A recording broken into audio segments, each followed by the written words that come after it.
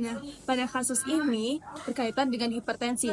Hipertensi sendiri yaitu di mana tekanan darah tinggi angkanya melebihi batas normal, yaitu melebihi 120/80 mmHg.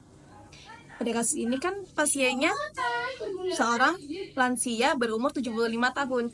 Jadi bisa saja hipertensi kronik yang dialami oleh pasien tersebut disebabkan oleh faktor usianya, yaitu bisa mencapai 160/90 mmHg. Untuk gejala yang dialami hipertensi sendiri yaitu meliputi pusing, kelelahan, bisa punang-punang, bisa saja mengganggu pola pernapasan. Pernapasannya sesak, ngos-ngosan, dan napasnya pendek saat aktivitas ataupun olahraga. Untuk penanganan hipertensi sendiri bisa dimulai dari pola makan yang sehat.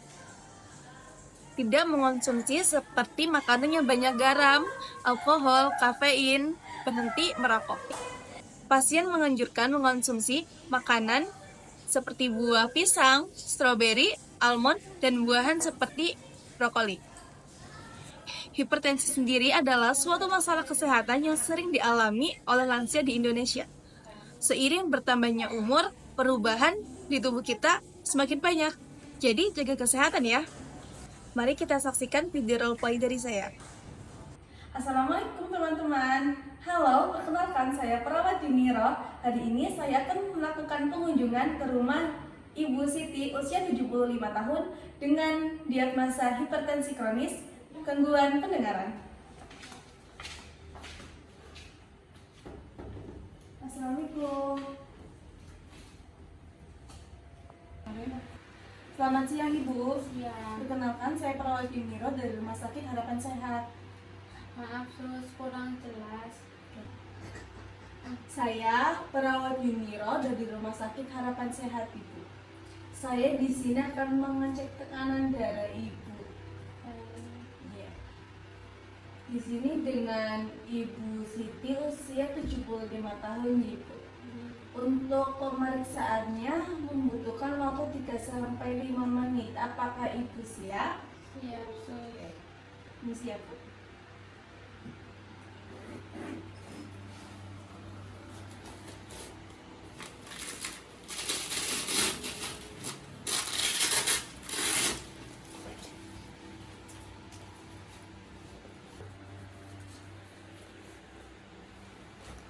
Nanti kalau merasa sakit Ibu bilang ya Bu ya.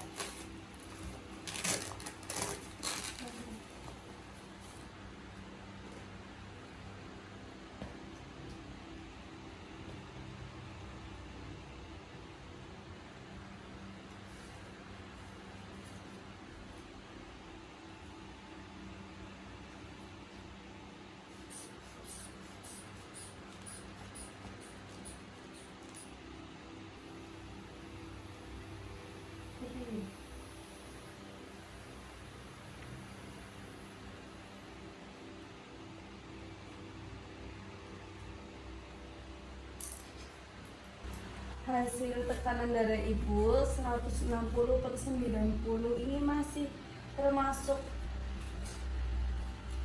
hipertensi kronis ya Bu. Ibu harus dijaga pola makannya ya, sama istirahatnya juga.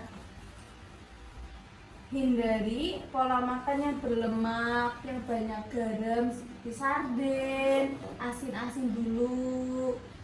Diperbanyak makanan yang buah-buahan, sayur, pisang, terus kol gitu, brokoli ya. pisang dihindari. Enggak, pisang itu malah dianjurkan Ibu, yang dihindari itu yang asin-asin. Oh, baik, sus. Paham? Oke. Ada yang perlu ditanyakan lagi enggak Bu? Tidak, sus. Tidak ada. Kalau tidak ada, saya mau kembali ke rumah sakit. Nanti ada kunjungan berikutnya ya Bu ya. Oke. Saya pamit ya Bu. Terima kasih. Sama-sama, sus. Pada video yang tadi, kita bisa ambil hambatan dan langkah-langkah yang harus diperhatikan dalam menangani kasus dengan pasien gangguan pendengaran. Nah, Bu Siti berusia 75 tahun mengalami hambatan komunikasi fisiologis karena gangguan pendengaran terkait usia dan hambatan psikologis karena penurunan konsentrasi.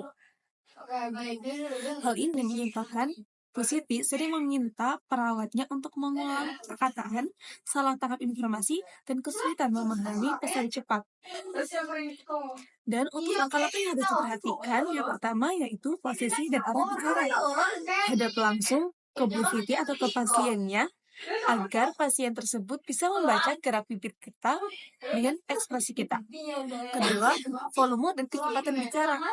Bicaralah sedikit lebih keras, tapi jangan berteriak, perlahan dan jelas. Ketiga, pemahaman pasien. Minta pasien mengulang atau mengulang informasi yang disampaikan dan perhatikan ekspresinya untuk memastikan pemahaman.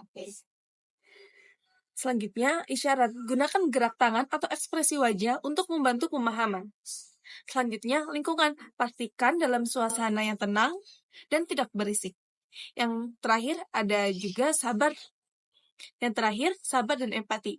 Tunjukkan kesabaran, empati, dan perhatian agar pasien nyaman.